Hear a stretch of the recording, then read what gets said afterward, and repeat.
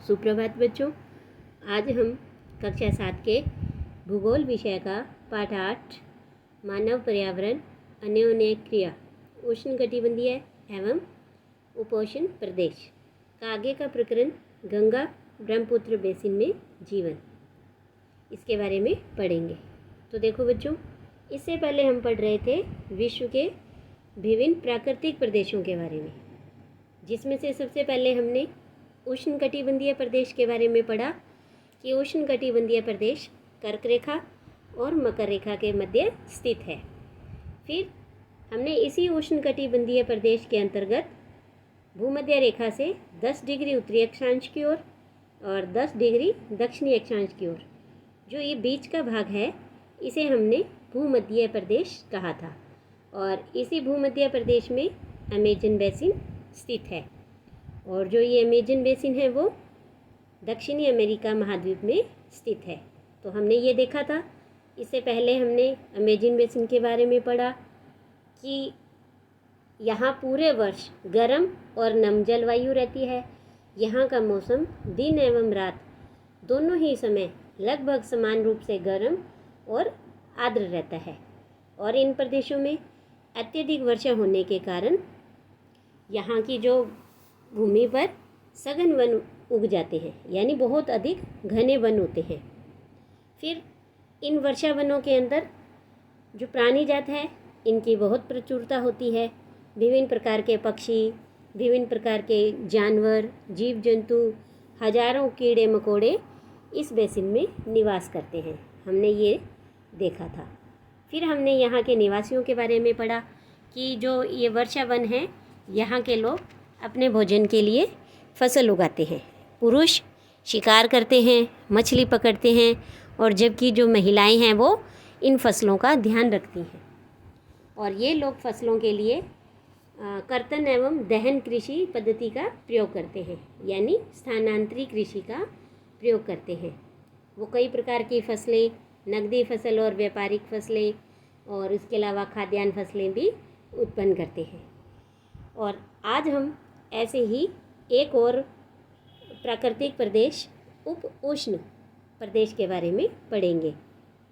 जैसे कि हमने देखा अमेजन बेसिन, वैसे ही ये गंगा ब्रह्मपुत्र बेसिन में जीवन कैसा है, इसके बारे में पढ़ेंगे। तो सबसे पहले देखिए, हम पढ़ रहे हैं उपोष्ण प्रदेश। तो यानी उपोष्ण का मतलब है उप और उष्ण, यानी गर्म से गर्म के बिल्कुल पास। जैसे हमने ये देखा कि भूमध्य रेखा है ये 0 डिग्री और 10 डिग्री उत्तरी अक्षांश और 10 डिग्री दक्षिणी अक्षांश, जो ये 20 डिग्री का जो स्थान है, इसे हमने मध्य प्रदेश कहा था, भूमध्य प्रदेश कहा था। और यहाँ पर अमेजन बेसिन स्थित है। अब इसी 10 डिग्री से ऊपर की ओर जब हम 10 डिग्री से 30 डिग्री तक कर्क रेखा से थोड़ा ऊपर जाते हैं, तब यहाँ पर आता है उपोष्ण प्रदेश। और इसी उपोष्ण प्रदेश में गंगा ब्रह्मपुत्र बेसिन है वो स्थित है। तो चलिए अब हम इस बेसिन के बारे में समझते हैं कि गंगा तथा ब्रह्मपुत्र की सहायक नदियाँ मिलकर भारतीय उपमहाद्वीप में गंगा ब्रह्मपुत्र बेसिन का निर्माण करती है। जैसे अमेजन बेसिन दक्षिणी अमेरिका महाद्वीप में स्थित था, वैसे ही ये गंगा ब्रह्मपुत्र बेसिन है वो एशिया महाद्वीप में स्थित है, और एशिया महाद्वीप में भी भारतीय उपमहाद्वीप में। इसके बाद देखिए, इसका चित्र देख लेते हैं हम। तो ये है चित्र, ये रहा। ये देखिए, भारतीय उपमहाद्वीप में आपको ये गंगा नदी है जो यहाँ उत्तराखंड से निकलते हुए और इस तरह से बांग्लादेश से होते हुए यहाँ बंगाल की खाड़ी में जाती है। और ये ब्रह्मपुत्र नदी है जो यहाँ से निकलकर इस तरह से इसमें मिलती है और फिर यहाँ बंगाल की खाड़ी में जाती है। और इसकी बहुत सारी सहायक नदियाँ हैं, गंगा नदी की, ब्रह्मपुत्र की, और ये सारा मिल कर के क्या बनाती हैं, गंगा ब्रह्मपुत्र बेसिन। तो ये देखिए, आपने देखा इसमें कि इसमें भारत के कई राज्य हैं, भारत के अलावा कई देश भी हैं, दूसरे देश हैं जो यहाँ पर लगते हैं। तो अब देखिए, हम इसके बाद आगे पढ़ते हैं कि यह बेसिन है उपोष्ण में 10 डिग्री उत्तर से 30 डिग्री उत्तरी अक्षांश के मध्य स्थित है। घाघरा, सोन, चंबल, गंडक, कोसी जैसी गंगा की सहायक नदियाँ एवं ब्रह्मपुत्र की सहायक नदियाँ इसमें बहती हैं। एटलस की सहायता से ब्रह्मपुत्र की कुछ सहायक नदियों के नाम ढूंढिए। तो ये देखिए, जब हम ये मानचित्र देखते हैं तो इसमें हमें जो ब्रह्मपुत्र की सहायक नदियाँ हैं वो इसमें हमें दिखाई देती हैं, जैसे दिहांग है, लोहित है, ये यहाँ पर ब्रह्मपुत्र की सहायक नदियाँ हैं। और इसके अलावा धनश्री है, ये सभी ब्रह्मपुत्र की सहायक नदियाँ हैं। और गंगा की इस तरह से यहाँ पर सहायक नदियाँ निकलती हैं। इसके बाद हम बात करते हैं कि जो गंगा और ब्रह्मपुत्र के मैदान हैं, पर्वत हैं, हिमालय के गिरिपाद हैं, सुंदरवन डेल्टा है, इस बेसिन की मुख्य विशेषताएं हैं। यानी कि इस गंगा ब्रह्मपुत्र बेसिन के अंदर जो पर्वत स्थल की आकृतियां हैं अलग अलग हैं। यहाँ पर मैदान हैं, पर्वत मिलेंगे आपको, हिमालय के गिरिपाद हैं और डेल्टा भी मिलते हैं। और इन मैदानी क्षेत्रों में अनेक चाप झील पाई जाती है। जैसे कि हमने डेल्टा और चाप झील के बारे में अध्याय 3 में भी पढ़ा था, आपको याद होगा। देखो, मैं आपको एक चित्र दिखा देती हूँ कि हमने ये अध्याय 3 में पढ़ा था। जैसे मैदानी क्षेत्रों में जो नदी है वो नदी की धारा कभी इस तरह से दाएं और बाएं इस तरह से चलती है, यानी इस तरह से घूमती है सर्पाकार में, या एस आकार में भी हम इसे कह सकते हैं। तो ये इस तरह से बल खाती हुई बहती है और विसर्प बनाती है। जैसे ये देखिए कि जो ये वाला हिस्सा है ये क्या कहलाएगा, विसर्प कहलाता है। जब नदी अपने इन विसर्पों को त्याग देती है, यानी इस मोड़ को छोड़ करके और सीधी चली जाती है आगे की तरफ, तब वो जब सीधी जाती है तब नदी का जो ये बचा हुआ भाग होता है ये क्या कहलाता है, चाप झील कहलाता है। यह हमने अध्याय 3 में पढ़ा था। और ऐसे ही जैसे मुख्य नदी है, और मुख्य नदी जब समुद्र में आकर के मिलने वाली होती है तो उससे पहले वो कई अलग अलग छोटे छोटे इस तरह से भागों में बट जाती है, तो इसे वितरिका कहते हैं। और ये जो सारा भाग है ये डेल्टा कहलाता है। तो इन मैदानी क्षेत्रों में क्या है, कई प्रकार की चाप झील भी पाई जाती है। यहाँ की जलवायु है मुख्यतः मानसूनी है। मानसून में मध्य जून से मध्य सितंबर के बीच वर्षा होती है। ग्रीष्म ऋतु में गर्मी और शीत ऋतु में ठंड होती है। तो ये देखिए कि ब्रह्मपुत्र नदी को विभिन्न स्थानों पर विभिन्न नामों से जाना जाता है, और इस नदी के अन्य नामों का पता लगाइए। तो देखिए, जैसे अगर हम इसी मानचित्र को देखते हैं जो भी हमने बेसिन का देखा था, तो इसमें क्या है कि तिब्बत के अंदर, तिब्बत में इस नदी को तांगपो क्या कहते हैं, तांगपो। तिब्बत के अंदर इसे तांगपो कहा जाता है। और ऐसे ही अरुणाचल प्रदेश में इसे सियांग कहते हैं। ये हमारे भारत का राज्य है अरुणाचल प्रदेश। और असम के अंदर इसे ब्रह्मपुत्र भी कहते हैं। और बांग्लादेश, यहाँ पर इसे पद्मा कहा जाता है। तो इस तरह से ब्रह्मपुत्र नदी के अलग अलग नाम हैं, विभिन्न स्थानों पर अलग अलग नाम हैं, वो हमें मिलते हैं। इसके बाद आगे देखिए कि भारत का मानचित्र देखिए और उन राज्यों के नाम बताइए जहाँ गंगा ब्रह्मपुत्र बेसिन स्थित है। तो यही हम मानचित्र से दोबारा से देख लेते हैं। और इसमें अगर हम देखते हैं तो ऊपर से शुरू करते हैं। सबसे पहले यहाँ पर उत्तराखंड है जहाँ से गंगा नदी निकलती है।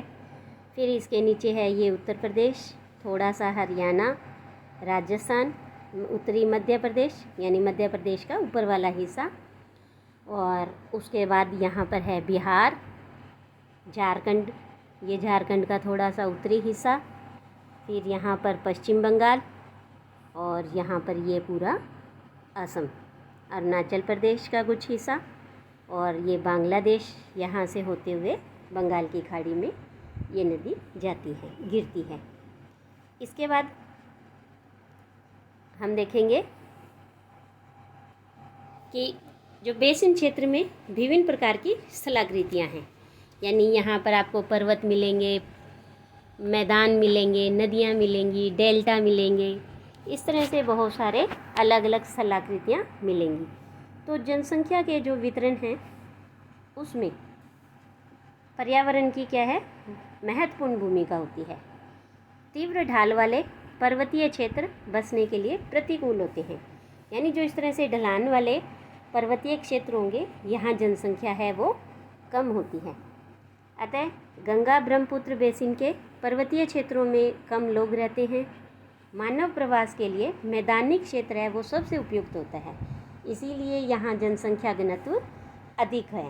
अब देखिए जनसंख्या घनत्व का क्या अर्थ होता है कि 1 वर्ग किलोमीटर, इस तरह से कि 1 वर्ग किलोमीटर क्षेत्र में रहने वाले लोगों की संख्या जनसंख्या घनत्व कहलाती है।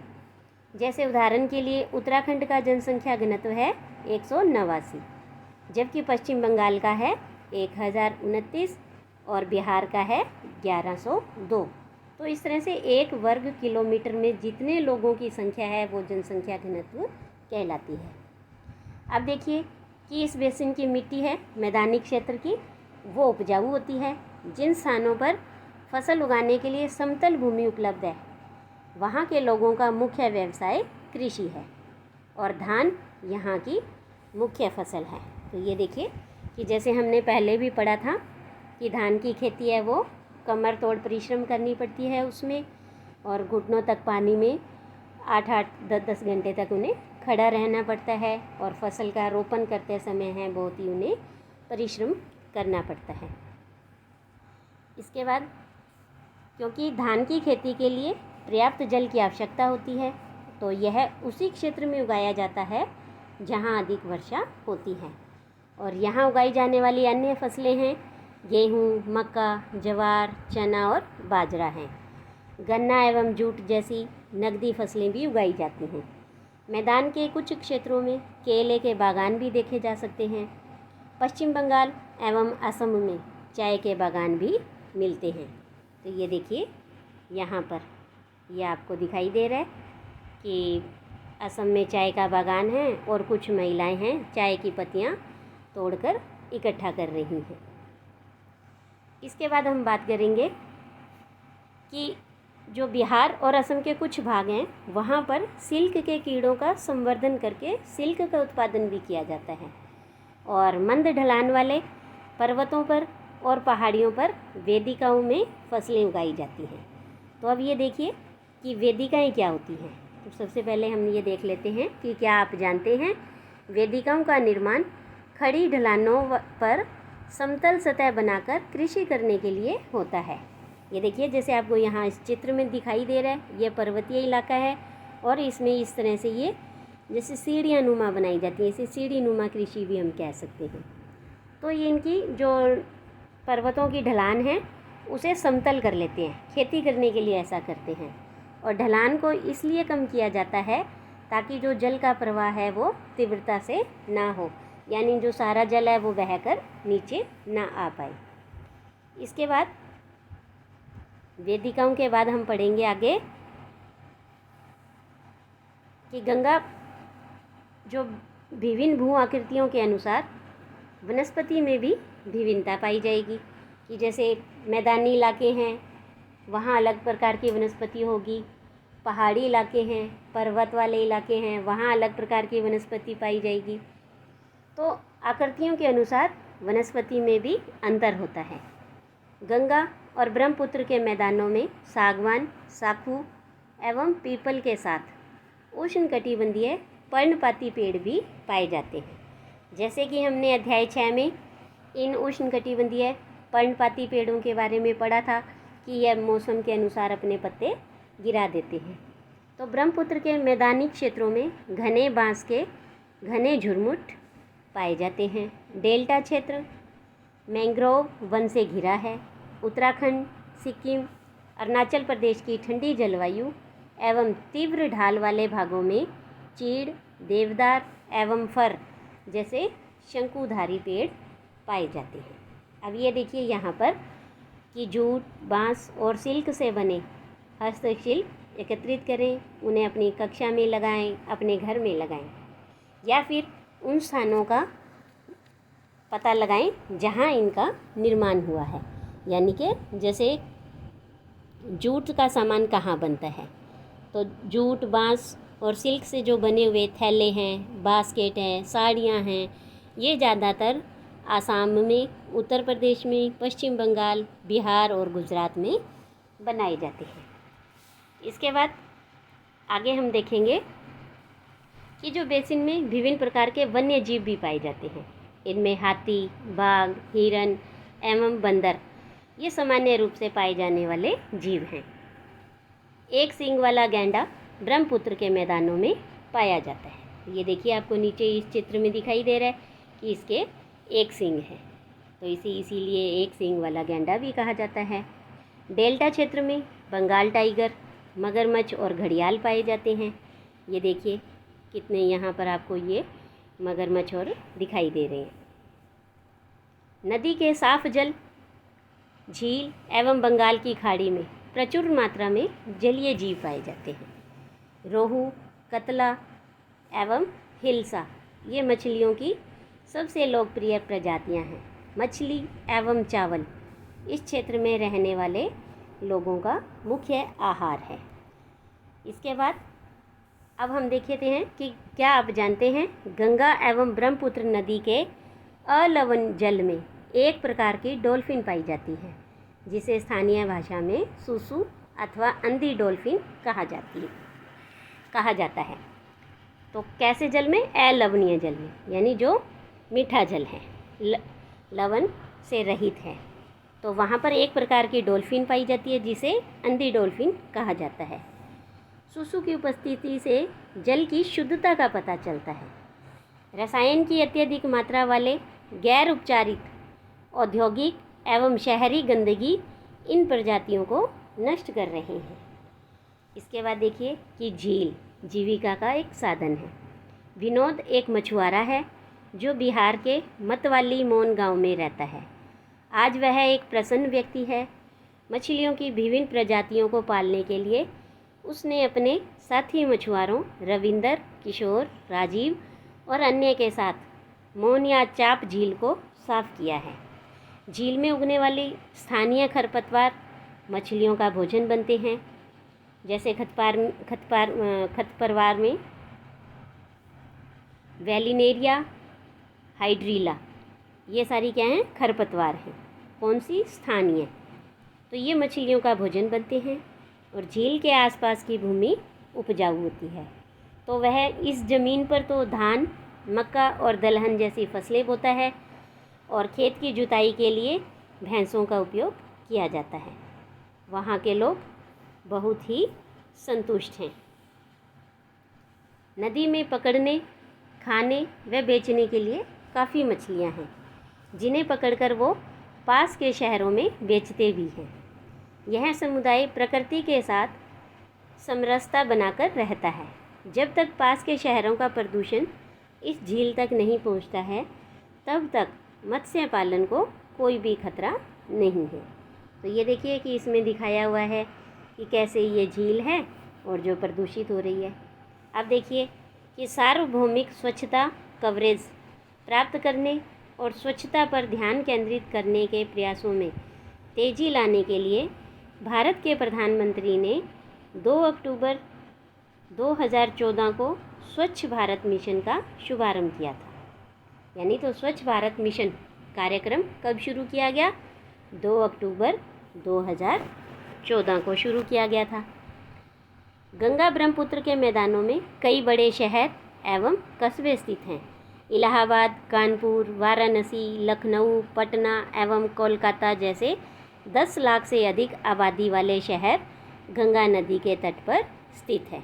तो ये देखिए कि गंगा नदी के तट पर वाराणसी शहर दिखाई दे रहा है। यहाँ पर कई मंदिर हैं। ये उसके तट का एक चित्र दिखाई दिया गया है और इन शहरों की जो आबादी है वो 10 लाख से अधिक है।